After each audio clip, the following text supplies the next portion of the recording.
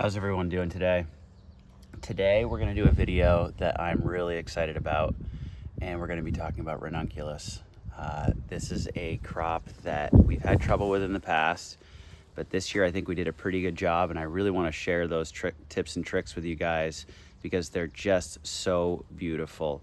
So we're just going to do a little stream of consciousness going through this, and I'm going to talk about all the odds and ends with growing it, and yeah, let's dive right in.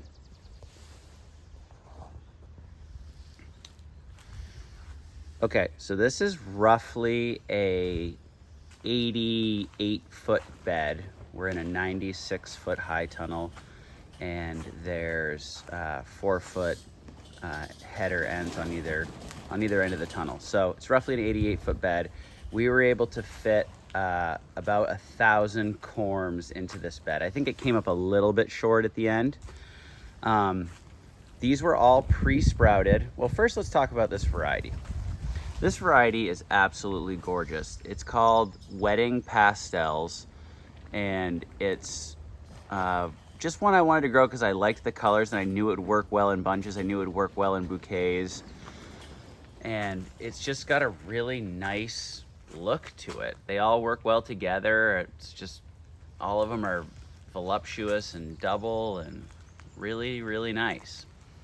So let's talk about starting these. These were all pre-sprouted back in January, mid-January. We pre-sprout them in bulb crates. Those black crates, we lay down newspaper on the bottom, then we put about an inch of soil, and then after we soak the corms. You need to soak the corms for like 3 hours with just a little bit of drip of water going on. This makes it, I don't know why you do that. That's just what we were told to do. So it like kind of aerates the water and doesn't let any bacteria form. Anyways, yeah, so you pre-soak the corms with the little drip going on for like 3 hours, and then you pre-sprout them. And the pre-sprouting process takes about, for us, it took about 3 weeks this year. It wasn't as quick as I thought it would be, but you basically use bulb crates, and you put newspaper down on bottom.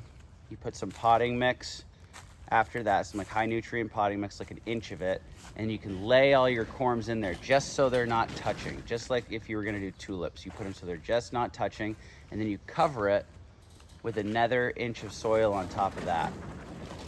So to pre-sprout them, we put them into our cold storage, which actually becomes a root cellar. We heat it in the winter time.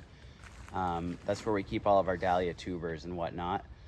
So we bring them in there and we bump the temperature up a little bit. We store our dahlias at 45, but Ranunculus wants to pre-sprout at like 50 degrees. So we just bump it up 5 degrees and we pre-sprout them for like 3 weeks. They don't need any light at all. And surprisingly, they don't even need to be watered that much. I was really shocked at how much moisture the potting mix kept after we watered it thoroughly the first time. You can stack the bulb crates, which is amazing. So it was like, I think it was 8 crates high to do 1,000. And yeah, so then once they're pre-sprouted, I think it was about the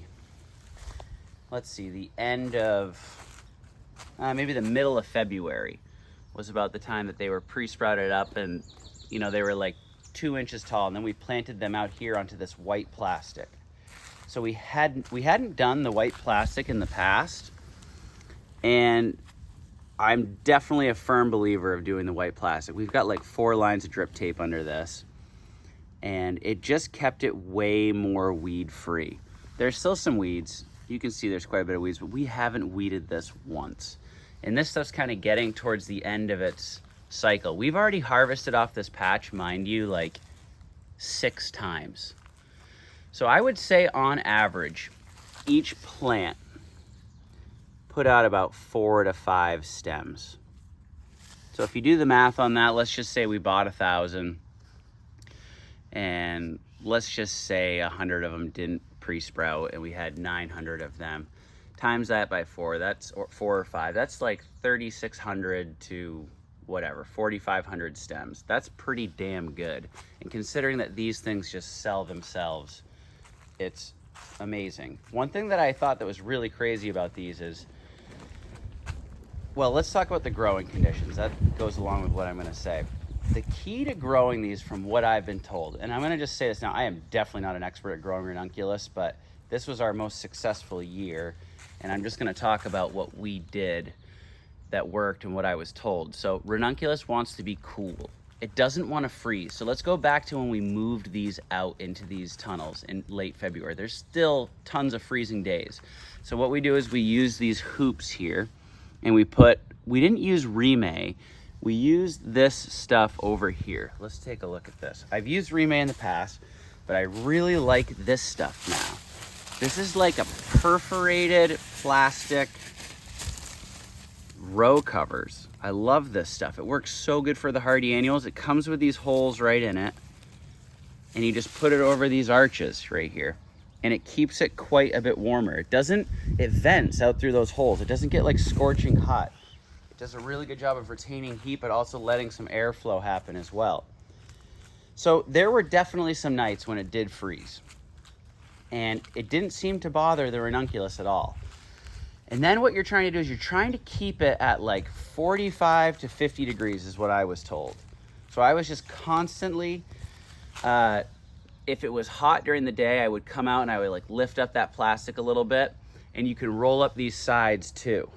The second our temperatures got over nights that were freezing, I lifted these sides right up on both sides. Not right up, this one I do kind of halfway. We get a lot of sea breeze from this way, so I try and keep that one kind of at half mast so that it doesn't blow up the plastics and do all sorts of damage in here. But yeah, once the nights got over freezing, we opened this thing up. I kept the plastic on for just a little bit, the plastic domes on them for a little bit. And then, you know, we have had a warm spring, so you don't want these things to get too warm. That's the biggest thing. If they get too warm, they'll bloom premature, and you won't get as many blooms. Or at least that's what I've been told. So yeah, so we tried to keep it cool. They like cool, but not too cool. So they're a little bit fussy with that. But my God, aren't they beautiful? Anyways, I just wanted to give you guys a walk through this because we had a really good year with them. I like the white plastic. They seemed like they liked to drink a lot. I was watering them a ton. We started with overhead irrigation, which we use these sprinklers. And then once they get taller like this, and it wasn't freezing down at our pond, because we pump out of a pond, all above ground irrigation, I was pumping a lot of water into these. And I was giving them a lot of fish seaweed too. And I was shocked at when they would grow. Like, it didn't look like they were gonna have long stems. And then I was keeping the water coming, and we had some good weather, and they just like shot up, like literally like 6 inches in a day. I couldn't believe it. So if you think you're gonna have short stems, just be patient. Like, they'll really shoot up. And they're just amazing. Like I said, this variety is called Wedding Pastels. I can't remember if it's like an Amandine series or a labelle. I think it's an Amandine.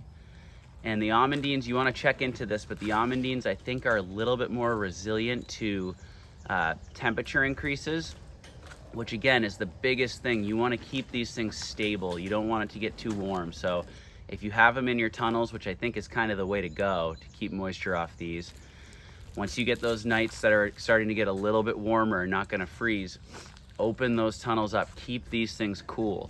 So on that note too, all the stuff that's in this greenhouse is like stock, Lisianthus, Godesia, some Clarkie at the end, Status, a little bit of Snapdragons down here, Borage, which is getting beastly, Calendula, Virgo, it's a type of feverfew, Daradil, and Pennycrest. All this stuff is stuff that can handle cooler temps. So this is kind of our cool greenhouse. And I just kind of did that this year because that's the growing needs of this greenhouse, and it works. We grow plenty of plants that need those kind of cooler environments. So cool, guys. Thanks for following along. If you have any questions or comments, please put them in the comment section. Subscribe to our channel. I'm definitely not an expert on this, but I wanted to share our experience and let you know that we had a pretty good year with it and what we did. So farm on, guys. Hope all's well. Happy spring, happy summer. We'll be in touch soon.